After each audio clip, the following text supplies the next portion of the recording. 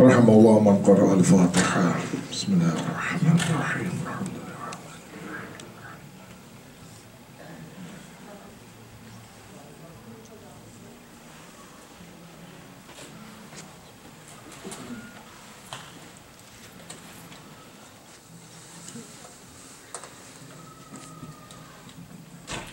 Recite a nice salawat ala Muhammad wa ala Muhammad, please. Allahumma salli ala Muhammad wa ala Muhammad. أعوذ بالله من الشيطان الرجيم. بسم الله الرحمن الرحيم. الحمد لله الذي لا يبلغ مدحته القائلون ولا يحصي نعماءه العادون ولا يؤدي حقه المجتهدون الذي لا يدركه بعد الحمم ولا يناله غوص الفطن ثم الصلاة والسلام على أشرف الأنبياء والمرسلين العبد المعيد الرسول المسدد المصطفى الأمجد المحمود الأحمد سيدنا ومولانا أبي القاسم محمد. اللهم صل على محمد وعلى آل بيته الطيبين الطاهرين المعصومين المظلومين لا سيما بقية الله في الأرضين صاحب العصر والزمان خليفة الرحمن إمام الإنس والجان ولعن الله وعداهم أجمعين إلى يوم الدين. أما بعد فقد قال الله وقوله الحق. بسم الله الرحمن الرحيم. ولقد كرمنا بني آدم وحملناهم في البر والبحر ورزقناهم من طيبات وفضلناهم على كثير مما خلقنا تفضيلا. صدق الله العلي العظيم. صلوا على محمد وآل محمد.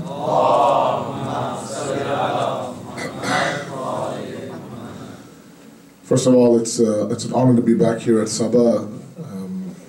I consider this my home in California. Alhamdulillah, it has been too long, and it's nice to see that some old faces have come out from their caves to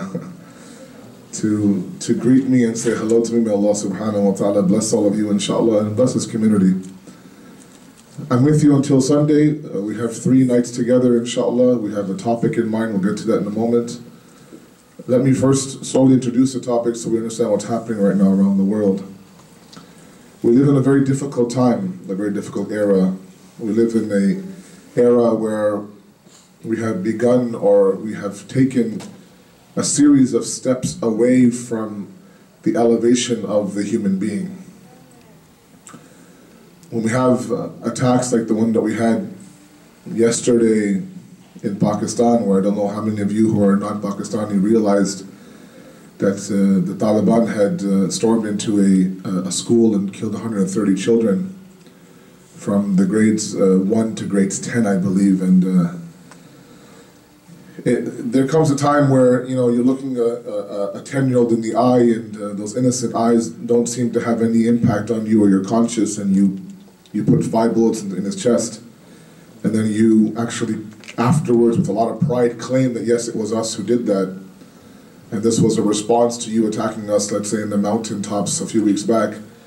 That itself is a depiction of how far man has fallen from where he should be and where he is. The whole discussion of the rise and the fall of the human being is a beautiful one, and one that should be discussed.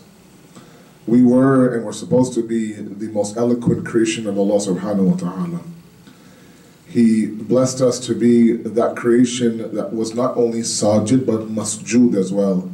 Where not only do we do sajda, but sajda is done to us as well in the form, of course, of Nabi Adam.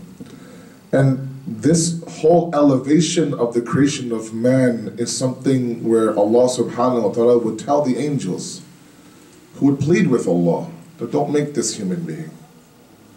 Don't create this man on earth, this Khalifa of yours. All he'll do is create fitna and fasad, corruption. All he'll do is shed blood. All he'll do is oppression and corruption and tyranny. If you want someone to praise you, to do your hamd, we'll do it 24/7. And God would silence them by saying, Inni a'lamu ma la ta'lamun. I know about this human being what you don't know, the sheer potential of the human being.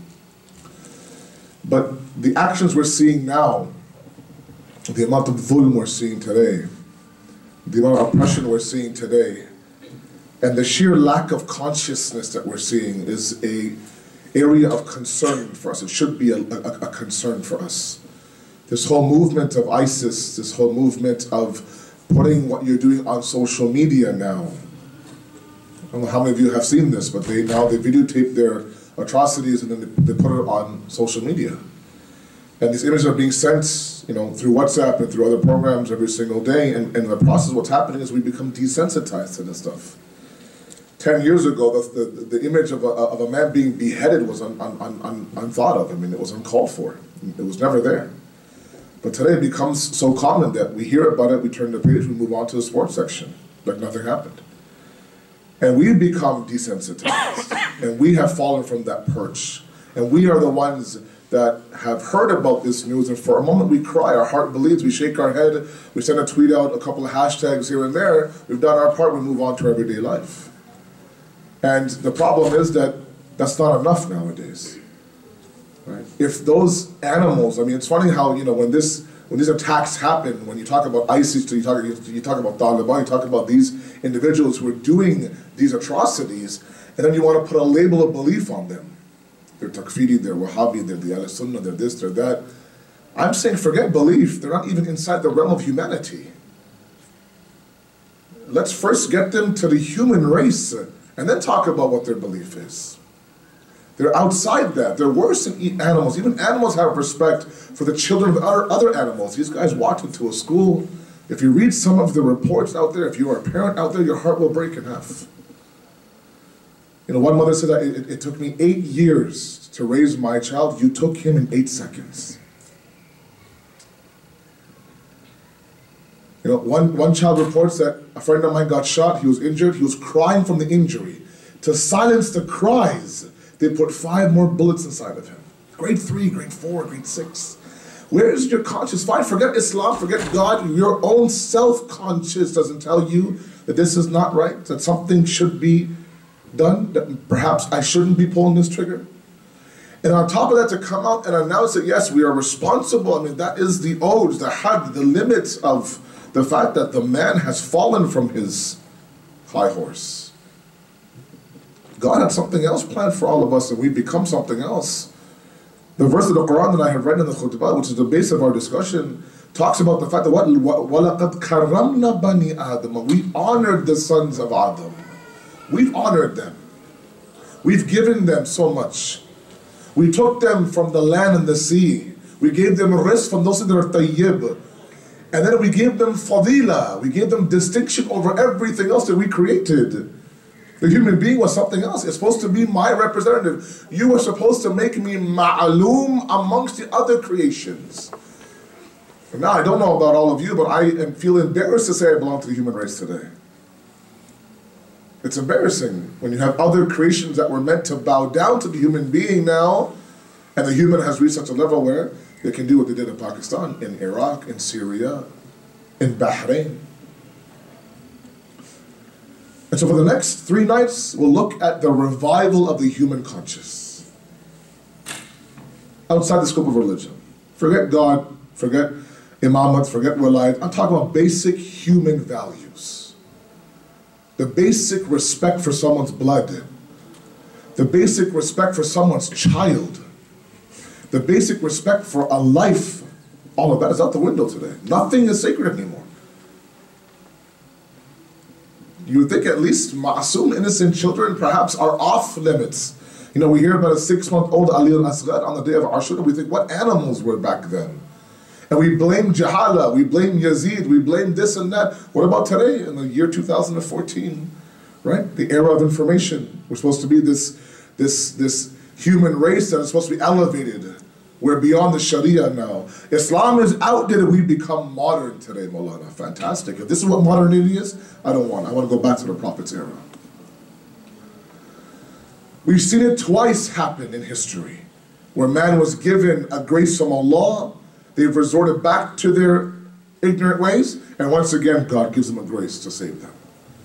First, of course, was our Holy Prophet, Muhammad Mustafa sallallahu alayhi wa sallam. Allahumma salli ala Muhammad wa ali Muhammad. He existed in the era of Jahiliyyah.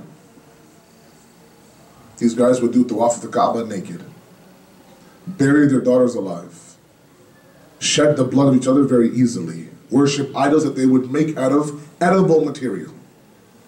Worship that idol and have that idol for lunch afterwards. Ajib. That's jahil, that's ignorance. I mean, I'm hungry, let's see, well, we have our God tea. Okay, let's break them up in pieces here. So a little for you. His left arm is yours, his right arm is yours. Okay. And then the Prophet of Allah came, amongst that dhulimat, amongst that darkness. And he broke these idols.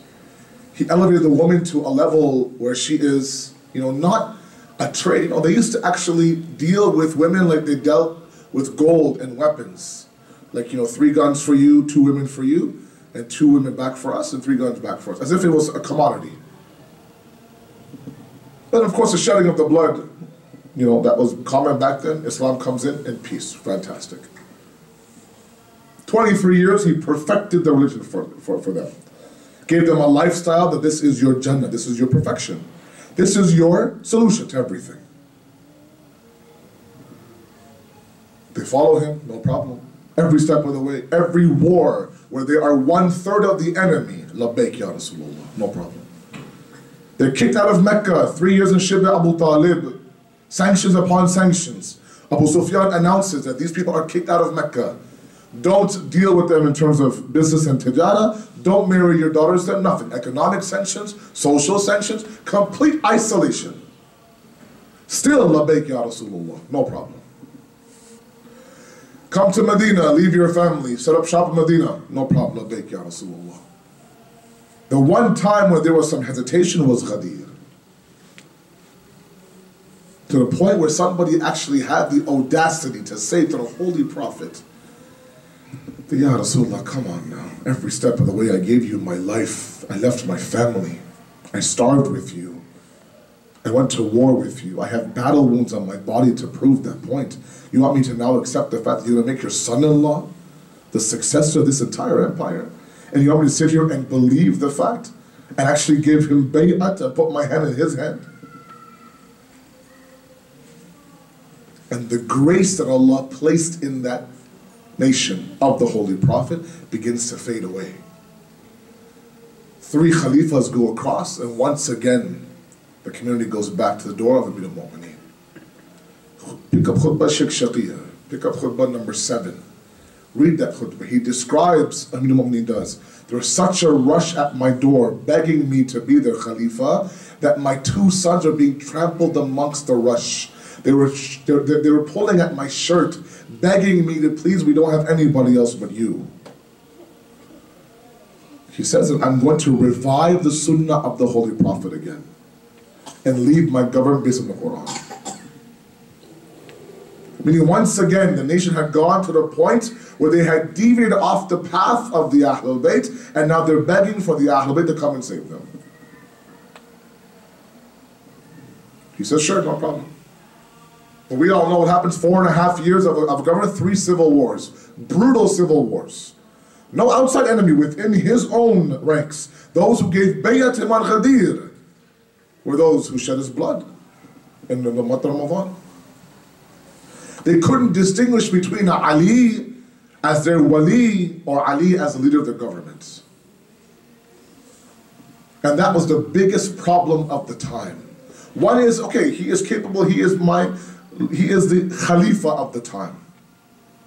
But to be my wali, to be in charge of my akhirah and my dunya, that translation didn't happen. How do we know this? History is a beautiful thing. I've been, harping on history throughout these ayam from the 1st of Muharram till today. This year I've been focusing on history so much, and I ask you, my youth, pick up history books. Read history. If it's one thing that our non-Shia brothers don't understand, or perhaps are ignorant of, is history. If they read the history, they'll understand where we're coming from today and how it got to this point. History tells us the people of Kufa, very, very quickly. The people of Kufa were those people that Amir al-Mu'mineen had asked for help during the War of Jamal. 12,000 Kufans came to help Amir al-Mu'mineen when Medina and Mecca were not there, the hub of the Bani Hashim. They were too fixated on who killed Uthman. They were just completely obsessed with who killed Uthman. Like there was some really bad mystery movie going on. I wonder who killed Uthman. Meanwhile, the hukumat is still going on. Imam Ali says, look, forget this idea for a moment. Come and help me against these enemies. Hijaz was the hub of the Bani Hashim. If they could count on anybody, it's people of Medina and Mecca. But after this fitna of Uthman's assassination, they left him. Basra left him. He sent Imam Hussein to go and find some troops from Kufa. Kufa, back then, they were warriors. You want to win a war, you go to Kufa, pick up a couple of Kufans, say, let's do this. And you would win the war, because they were Kufans. They were warriors, soldiers, trained fighters. 12,000 people from Kufa came to help Imam Ali during the War of Jamal. And that was one of the reasons why he picked up his government from Medina and dropped it in Kufa. Made Kufa the central portion of his government. With that comes perks. The Baitul Mal, of course, comes inside Kufa. Immigration increases, employment increases, right? You're hosting now the leader of the Islamic world, right? You're a Kufi, you're walking around with pop collars, right? We got Ali in our city, yeah. And all that comes bit by bit. A few years later, when the son of that same Ali is asking for Kufa for help, they're nowhere to be found. 12,000 letters I have read myself to be the minimum amount of letters. Maximum is 18, 25, forget that. 12,000 is minimum, right? 12,000 letters across 15 days. Not typed on your iPhone, handwritten. Across 15 days. I mean, it's a letter writing factory going on in Kufa. They're just spitting it out. Boom, boom, boom. A bunch would come, give it to the mail guy, hop on his camel, and go towards Medina. Drop it off Imam Hussein. Go back, pick up more, drop it off. Can you imagine? 12,000 letters. We get 45 WhatsApp messages and we go crazy. 12,000 letters. All saying, please, Mawla, we are yateen, Mawla, we need you, Mawla, please, Mawla. And they're told by the heads of their tribes, do not write letters to Imam Hussein unless you're willing to fight for the man. They all wrote. They all wrote one by one. When was it obvious they were calling Hussein for the wrong reasons? And don't worry, I haven't lost my topic yet. We're going to relate this back to today. When was it? When Yazid realized that the governor of Kufa was a man named Nu'man ibn Bashir. Nu'man was a softy. Couldn't handle the revolution. 18,000 individuals came to Musab ibn Aqil and gave bay'at. 18,000 put their hand in his hand and say, your bay'at is Hussein's bay'at. When Yazid summons Ubaydullah ibn Ziyad to go to Kufa and squash this revolution, look at this. This is a crucial point in history. I've mentioned this wherever I go. He says, Ubaydullah, you go with your entourage, with your boys, I'll send an army from Syria. Go and squash this Kufa movement. His reply to Yazid, Allahu Akbar, he goes, Yazid, keep your army in Syria. I'm going to walk into Kufa by myself. Not one security guard, not one weapon, nothing. Not my wife, not my kids, not my brother, nobody. I'm going to walk in by myself into Kufa, and the very people that wrote letters for Imam Hussein will be the very ones who will be with me on the day of Ashura. He knew the Kufi mentality. Walked into Kufa to the point where when there was news coming that someone is coming on a horse from that area of Iraq, let's say, 1,000 Kufans lined up for the welcoming of this individual, thinking it was Imam Hussein. As you know, Ubaydullah came with a niqab, with a veil on his face. He rode into them, stopped in front of them. People actually gave their hand out for Hussein, supposedly to put his hand in their hand. When he unveiled himself and they realized it wasn't Hussein, it was Ubaydullah sent by Yazid. You would think that they would take the guy down and do a couple of things to him. They didn't. They turned around, they walked away. Is it Hussein? No, not Hussein. Okay, let's go home. If you're calling the man to establish justice, and you recognize that this man in front of you is sent by Yazid, the tyrant of the time, if each of you took off your glove and slapped the man, he would have been dead. If each of you did that. Do something, spit in his face, throw a shoe, do something. Nothing. Walked away. And he called it. Ubaydullah called it from back then. I'm going to walk in, they won't touch me. And they didn't touch him. Why? Because they weren't calling Imam Hussein as their wali. They were calling Imam Hussein as the Khalifa of their government. There's a huge difference, guys, between the two. When they were part of Imam Ali's government, they were doing well. Their pockets were full. Their businesses were booming. Kufa was on the map. People were flocking towards Kufa. When Yazid was announced as a successor, the first thing he did was he made the Kufans' life a living hell. And all they wanted Imam Hussein to do was come back and restore the glory days for us, Imam Hussein. Fill my pocket back up like your father's time was. This idea of sacrifice, this idea of submission, this idea of uprising, this idea of revolt, this idea of resistance, nothing. Just fill my pockets. I want to pay my mortgage, I want to feed my family. That's why the first thing Ubaydullah announced was, if those who support Hussein want to support Hussein, two things will happen. Either you'll lose your job, or if you support me, I'll double your salary. That took care of half the Kufans right away. The moment a little bit of fear of poverty kicks in, our actual faith comes out. Lord, I won't get a job. And they asked me, can you do something with that beard of yours on your face? Trim it down maybe. If you could shave it, it'd be nice. So you come down to a little bit of a patch here. It's still there, Malana. Okay. They want me to shave it all off. It doesn't meet the corporate standards of my company. Okay? My daughter is not getting married. Everyone around her is getting married. Her sisters are now married. She's in her mid-20s. She wears hijab, Malana. I feel like the hijab is a burden for her. It's stopping her from getting those phone calls. So if we take off the hijab, dollar up a little bit, then maybe the lineup will start at the door. Okay? If that's the kind of guy you want to marry your daughter, who's worried about Sallu ala Muhammad wa ala Muhammad, please. Allahumma salli ala Muhammad.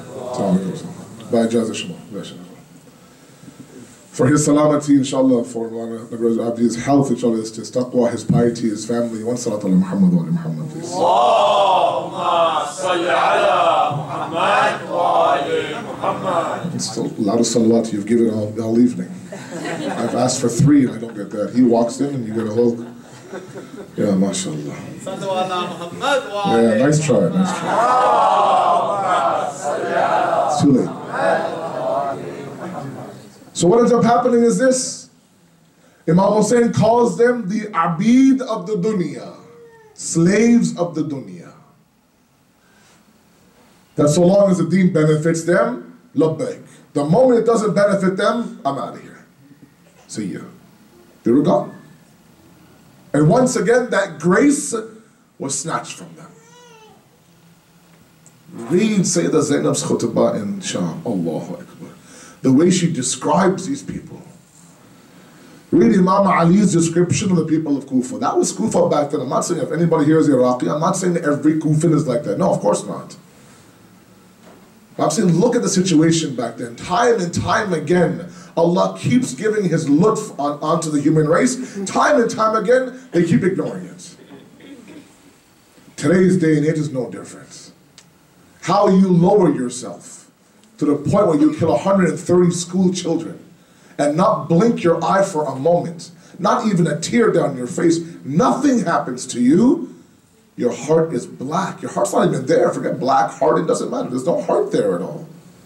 How do you fall from that grace? And then we have the gall to debate and say that this Sharia of Islam is outdated, Malana. This idea of marjiyat and khums, come on, man, that's good for the Prophet's time. Nowadays, we're free thinkers. We're aqil human beings, right? We have reasoning. There's a man living in a cave in the east, he's dictating to me in the west, he's never even stepped foot in the Bay Area, and he's going to send me a fatwa on what I should do in my job interview. You can't shake her hand. You can't sit at a table. What does he know? He's sitting in the east. Attacks are happening. Attacks are happening. Three major components of our ideology today is being attacked, and we have to be very, very smart about this. One is leadership. Our marjiyat system is being attacked within and without. So let's be very honest about this. Number two is our finances, our khums system. I mentioned this when I was in Dearborn last week. I said there's a man who has, it's actually been a few people like this. It's quite comical, but it's also sad that someone comes to someone like me and says, well, I just wanted to let you know, your FYI, Malana, FYI. Because I need your FYIs, right? FYI, I've made khums haram on me. MashaAllah. Very nice. Because to me, it's a money laundering system of the ulama. Yeah, of the marajah. I can't trace it, there's no receipts. If I ask where did my $7 of khums go, then they don't have an answer for me. Meanwhile, I see the cars that they are driving, I see the clothes that they're wearing. They're always in Karbala, going to Hajj every single year. MashaAllah, their masjids are huge. Their houses are bigger. And I'm supposed to give them my earnings? These are the thoughts inside of our communities. And that attack is being done from the outside. And number three is a motivational factor. Remember, three factors any ideology needs to succeed. Always remember this. Leadership, finance, motivation. Leadership today is our majid and our rahbariyat. Number two is our khums. Number three is azadari, is our motivational factor. No other system that we have inside the Shia school of thought pulls people out like the name of Imam Hussein. Nobody else does. No one else does. They come, they go. In between where they are, no idea. Where they live, where they are, no idea. But rest assured, next year when the first Muharram is announced, you'll see them once again. The idea of you sitting at home when the dhikr of Hussein is going on is not possible. It's beautiful. It's beautiful. It's a motivation that we have. And the enemies have established that to be the cornerstone of our ideology. It's our bloodline. It's our identity. Attacks being done on it. This whole issue of tatbir, attacks being done on it. Pitting one marja against one marja, one system against one country against one country. Or sometimes the idea of stripping azadari of the idea of grief and crying. I've had debates with youth that say, why do we cry for Imam Hussein, Malala? What's the point of it? He spent the entire night before Ashura in worship, in sujood of Allah. And we're saying, Ya Hussein all night? This is ridiculous. Where's that thought coming from? All of a sudden this 14-year-old has this poof idea in his head? No. It's being fed by individuals who realize that we can't destroy this ideology by presenting a better ideology. Instead, from within, we'll destroy it. With these three factors. We have to be a little bit smart now. The attack on our human conscience. The idea that blood now is not a big deal. The idea that we are very openly and readily sharing these gruesome pictures and we watch them, we say, Ya Allah, and we move on.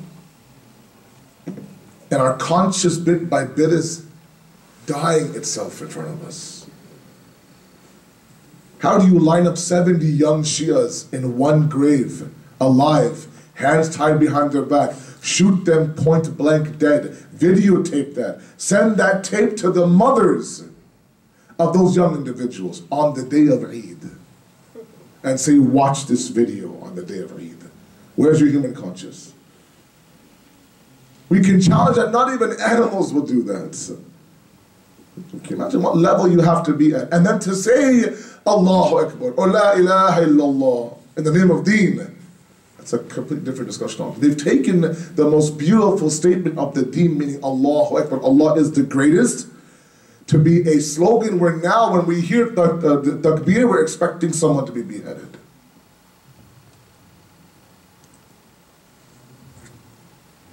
You jump outside the streets of San Jose and you start screaming Allahu Akbar, people will run for their lives. It's unfortunate. It's reality. I was in the UK first 10 days. They wanted to put a black flag. They said, Ya Hussein, they couldn't do it. They had to put a red flag up there. They're too close to ISIS. I know people in North America that the acronym of their organization is too close to ISIS, so they changed their entire name of their organization. All the paperwork, all the funding, everything. Just in case someone might think that we're one of them. That's how much they've infiltrated inside of our system. And still, we are bi-khabar. We don't know what's going on. We don't have any awareness. Al-Quds comes and goes, a few hundred people, a few thousand people. Still not enough. When discussions come about, we shy from discussions. It's not the time for that. We've lost our human values.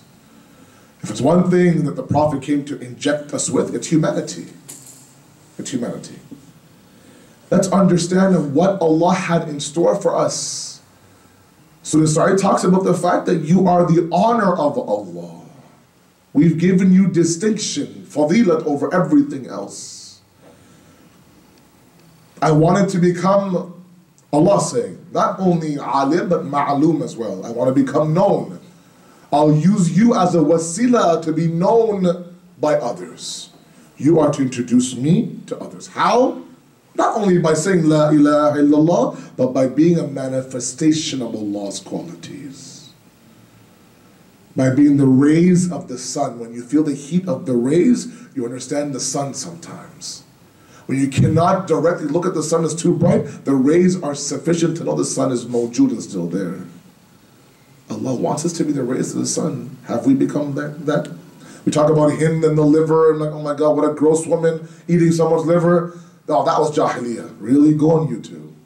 It's there. Organs are being picked out of dead bodies, and with pride shown to the camera, just in case there's doubt what the man's doing. There's no doubt. That's an organ right here.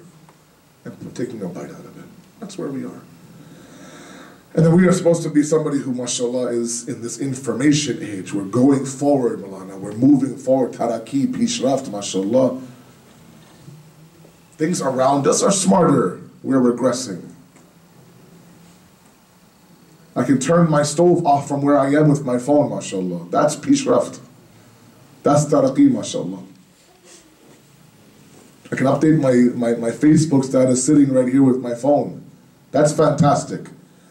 But we measure the success of the human being by inside the human, not outside the human. Where are we inside the human being? Easily shedding blood. 3 main components of the era of Jahiliyyah that you can see today. One is bloodshed, very easily bloodshed. 52 killed in an Iraq bomb, okay. A blast in Palestine, okay. Afghan Bazaar was attacked, 17 dead, 18 dead, 48 dead, 6 injured, this and that, okay. And we just flipped a page. Back then, 10 years ago, 15, 20 years ago, my elders are here, Mawjood, they're here, ask them. 1 life is killed, and there is chaos. A murder happens in your city, oh my God, what happened? And steps are then taken to ensure it doesn't get to where we are. But now there's no problem happening. It's become second nature. Because we become desensitized to it. It's an everyday act.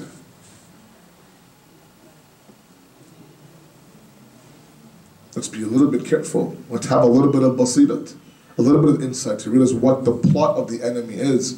I'm not all about conspiracy theories. You guys know me very well.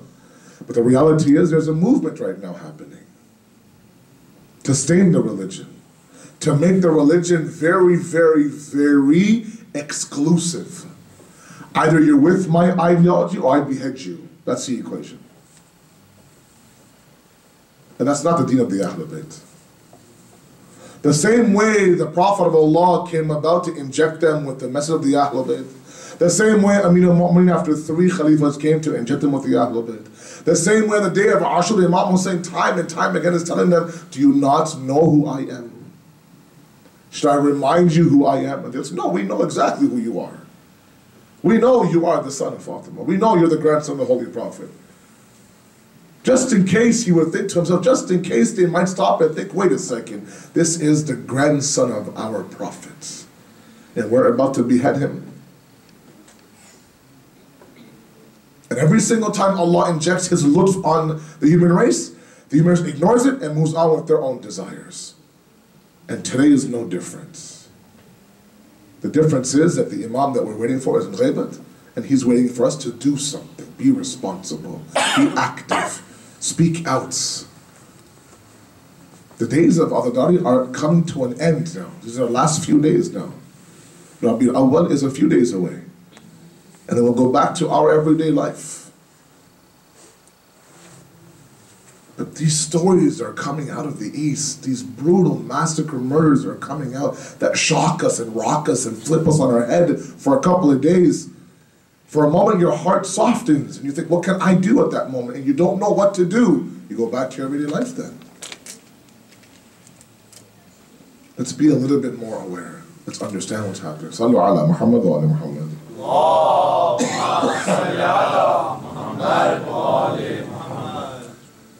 Because if we're expecting this stuff to stop, it's not going to stop. It's going to get worse. Sometimes, they test us to see will they react or not. They poke us like a caged animal. Open the cage, didn't react, close the cage, keep poking. Open the cage, he won't come out. Okay, close the cage, keep poking. And they keep doing that. You know what history tells us? This is where we should start tonight. History tells us one very important lesson, and then we go towards Messiah, inshallah.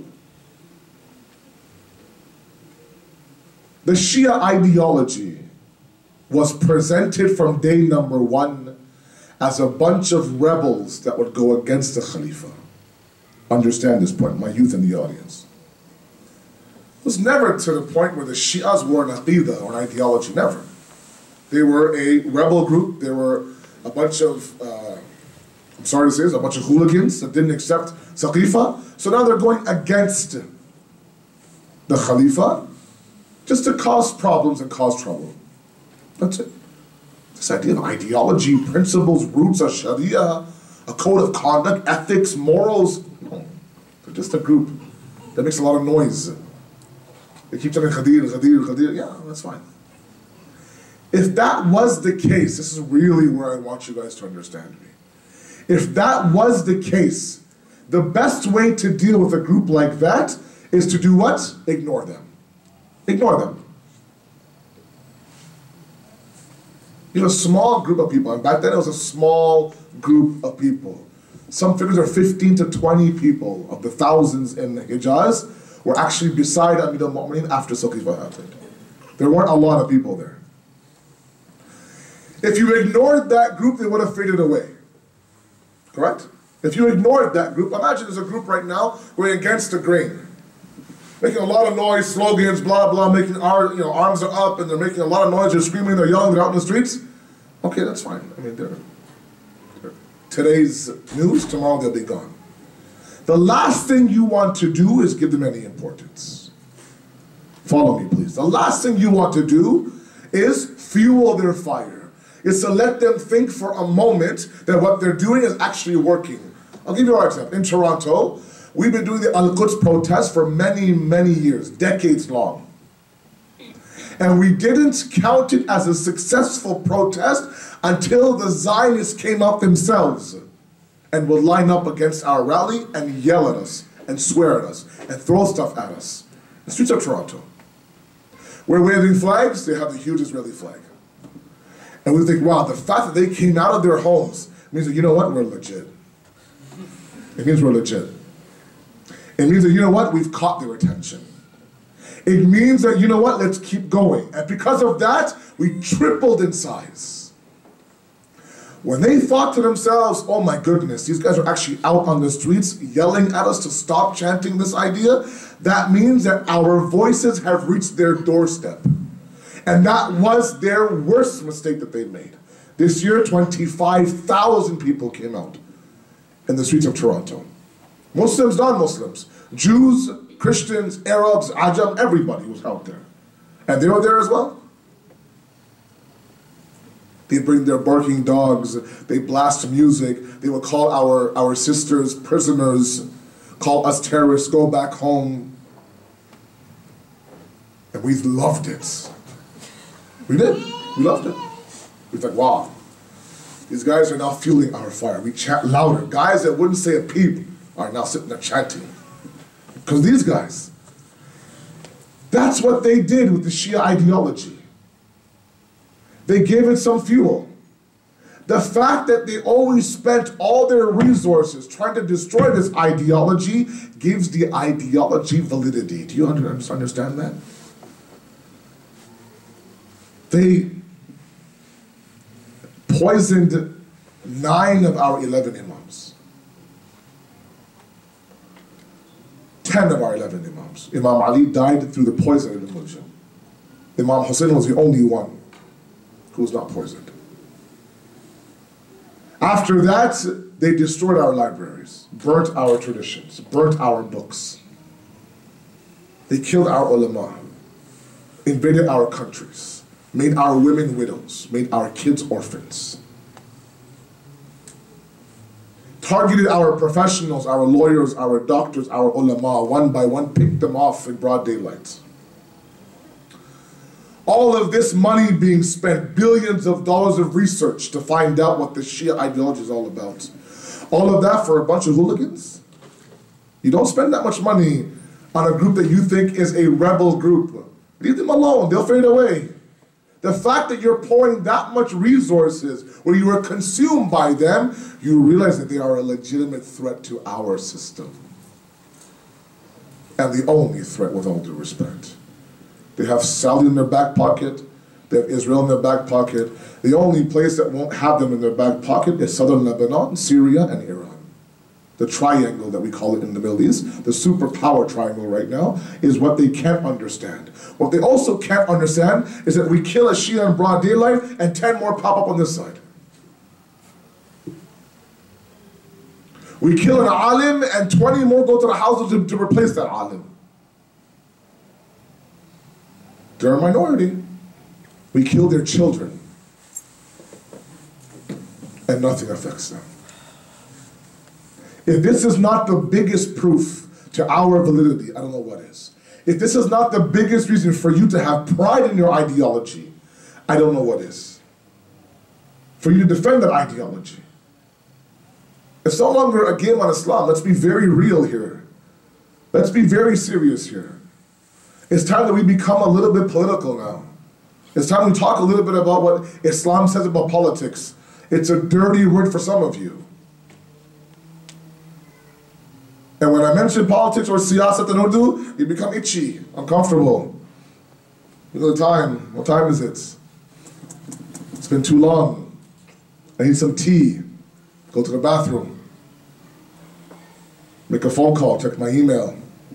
Tweet about this guy talking up on that table, right? Meanwhile, the enemy is far ahead of us. When the U.S. invaded Iraq, look at the enemy, how quick they were. When the U.S. invaded Iraq and Saddam was gone, the first thing that the Iraqis did was what? Ziyarah of Abu Abdullah. Right? Many of you may have gone. The border is now open. People flooded. Right? And with all due respect to Iraqis, I don't think it's to see the beauty of Iraq. I think they went towards Imam Hussein. Sorry, Yemen. To the point where, if you remember, during those days, the BBC was forced to find out who this Hussein ibn Ali individual was. And I remember reading with my own eyes a massive amount of information on what Imam Hussein is, what he stands for, and why these Shias run to him. 21 million people were there last week. The single biggest gathering that's never ever covered in the media. BBC had one news item on it, that's about it. It continues to be the biggest gathering, peaceful gathering in the history of this world. Every year it gets bigger and bigger and bigger. They're so quick, we're left behind. My point is that we're losing our human values.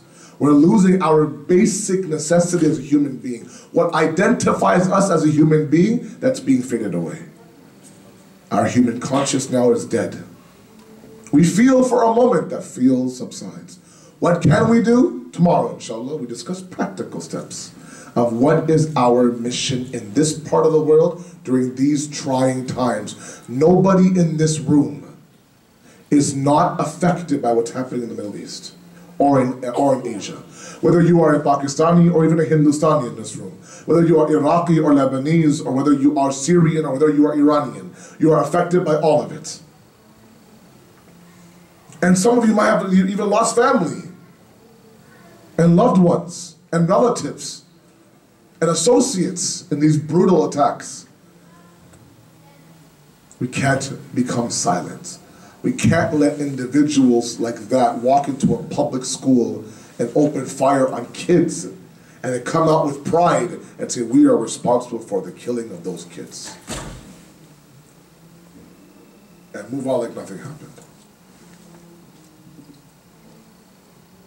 It's important that Imam Hussein's mission is not about 61st Hijri. Imam Hussein's mission is today. Where Yazid enters the arena, Hussein has to enter the arena as well. Yazid is there. He's right now there. He's showing his face. He's exposing his face. There's no niqab of Ubaydullah nowadays. We know full well. It should be clear to all of you who will support the Imam when he comes and who will confront the Imam when he comes.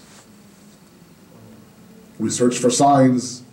Is Dajjal a one-eyed monster? If you don't know what Dajjal is by now, let's open your eyes a little bit. Let's open my eyes a little bit. Maybe I'm blind. But this is the platform to discuss these things. The motivation we have for Imam Hussein is there. He brings about a side of us that is the essential components to any revolution. He softens our heart towards the truth.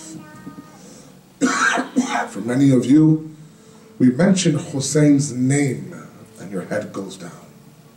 Your heart softens. Your eyes water up. We mention names like Ali Akbar and our heart breaks.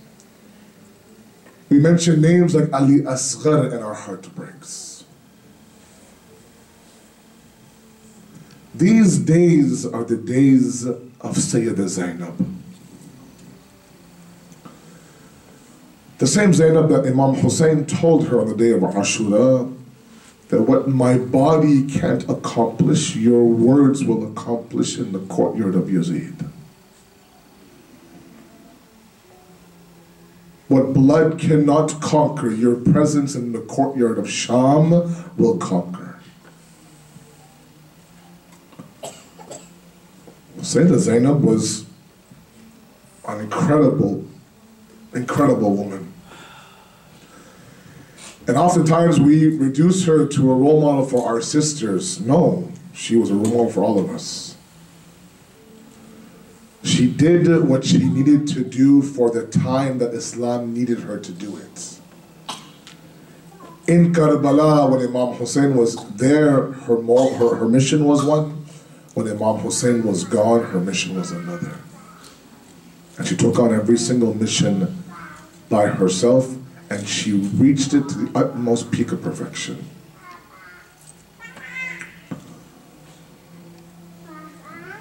Let's examine a few moments of the musibah of Sayyida Zainab to understand how difficult this journey was for her. And let's start on Sham-e Ghariba. Imam Hussein's head is on a spear.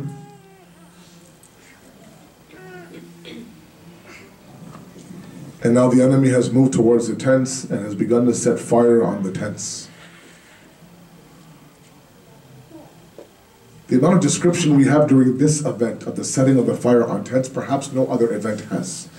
Details upon details about how many kids were run from one tent to another, one tent to another, one tent to another. When finally one reporter narrates that when the last tent was set on fire, began to actually become set on fire, and the back of it was on fire, the front was not on fire yet. He says, I was watching this woman in a black chadar, a black hijab, approaching that tent and backing away from that tent. Approaching that tent and backing away from that. Almost as if there was something in there that she wanted to get out, but she didn't know how to enter a burning tent. Until I saw her and I realized it was the daughter of Fatima. She walked into that khayma and she carried out Imam Sajjad from that burning tent. And some reports tell us that my heart tells me that she turned towards the Maqtal of Karbala and said, Hussein, when Ali Akbar left this world, you asked the small kids of the Bani Hashim to come help me carry my Ali Akbar's body back to the khayma. But look at your Zainab. She's carrying Sajjad all by herself with no help from anybody. The same Zainab that in the Zindan, in the prison of Sham, when the cries of a 4-year-old Sakina can be heard, Yazid is bothered. Yazid says, what will quiet this 4-year-old? Until a voice says, if you send her the head of her father Hussein, she'll be quiet. My head is sent to Sakina's grave, Sakina's prison. Sakina looks at, I don't know, up until now I don't understand on what causes that a 4-year-old Sakina leave this world. Was it sheer grief of the fact that she saw the head of her father, or was it the timeless amounts of lashes and tortures and punishment that she dealt with? Otherwise, a 4-year-old doesn't die the way Sakina died. In the middle of the night, when it was time for Salat, Bibi Zainab calls out for Sakina. Sakina, it's time for Salat, wake up. There's no answer from the Zindan of Sakina. Sakina, it's time to wake up. She then summons Sajjad. Sajjad, go see what's wrong with Sakina. She's not answering my call. Imam Sajjad enters the prison of Sakina. He says, Sakina doesn't move. He says, Sakina, she doesn't move. Until he begins to shake her shoulders and realizes then that there is no movement in Sakina. He says, Zainab, Sakina has left this world. It was Zainab that entered the Zindan and said, Sajjad, let me hold Sakina while you carry and you bury her right here in the prison of Sham. This was the same Zainab. On the day of Arba'in, when Jabir ibn Abdullah Ansari was hearing the musibah the day of Ashura from Imam Sajjad, when Imam Sajjad was done, Jabir would say, Mawla, I can't take any more, please stop. Imam Sajjad says, Jabir, let's move a little bit to the side so my aunt Zainab can come and do her ziyarat of her brother Hussein. Can you imagine that moment for Zainab? Up until now, every single moment that she tried to cry for her brother Hussein, she'd get lashed, slapped, thrown at. This was the first time that she was able to sit there comfortably and cry for her brother. That's why when Yazid announces the release of the prisoners, he told Sajjad, from here there are 2 routes. One goes to Medina, one goes back to Karbala. He asked Zainab, my aunt Zainab, Yazid is telling us there's 2 routes, one for Medina, one for Karbala. Which one should we go to? She said, Sajjad, take me back to Karbala. I haven't cried for my Hussein properly. She approaches the grave of Imam Hussein, sits at the head of Imam Hussein, says, Hussein, your Zainab is here, Hussein. Your Zainab is here, Hussein. And she begins to cry. And she says to Hussein, Hussein, my heart is in 2 states right now. Half of it is filled with joy. The other half is filled with grief. Why, Zainab? There's the joy, because I have the itminan and the contentment of crying over you for the first time since Ashura. Why the grief, Zainab? Because Hussein, you told me the day of Ashura, I'm leaving you with a 4-year-old amanat. Make sure you take care of her. I'm sorry, Hussein. Forgive me if you can. I've left your 4-year-old amanat in the Zindan of Sham. سيعلم الذين ظلموا أي منقلب ينقلبون إنا لله وإنا إليه راجعون. معتبر حسين يا حسين يا حسين يا حسين يا حسين يا حسين يا حسين يا حسين يا حسين يا حسين يا حسين